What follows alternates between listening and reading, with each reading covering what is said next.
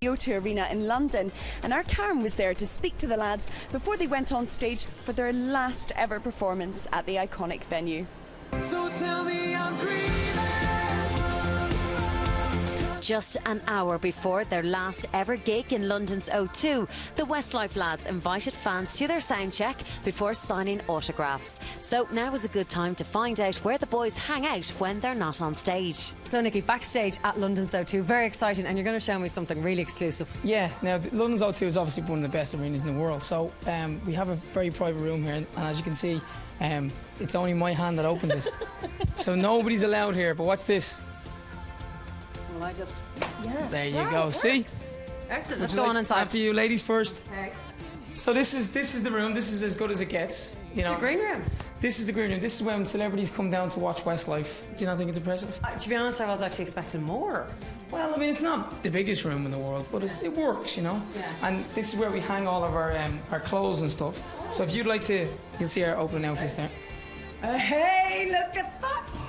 Look at that. That is super. Gets good, doesn't it? This is more like it, Nicky. See, now you're talking. Oh my This is where you God. have your beers, champagne, and then the bar's obviously set up. But yeah, it's good. It's got obviously your Apple TV and computer and stuff like that. Is that a Pac-Man? That's an old Pac-Man. And actually the kids, they were at the bookshelf here because they were looking through, you know, what CDs to play.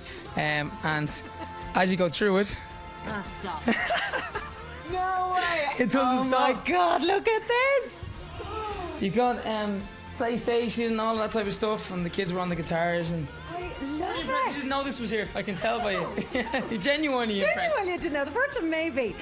So, do you spend much time here then before you go on stage? Not before, usually after. You know, you'll have people coming in and meeting up after the show and stuff like that. So And how has it been going? Obviously, this is a bittersweet one for you. So, how have the dates been going so far?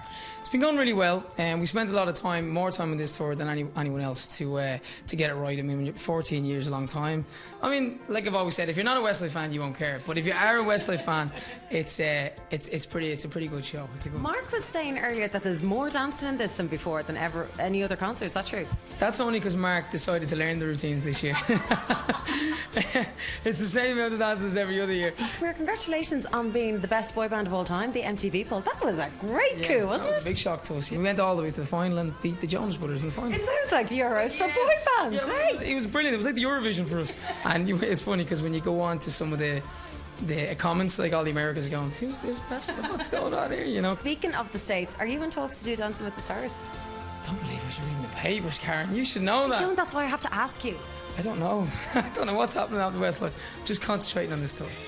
Jeepers, but the States, is that somewhere where you're looking? No, I don't know. Stop! And later in the show, I'll be speaking to the lads seconds before they take to the stage in London for the very last time.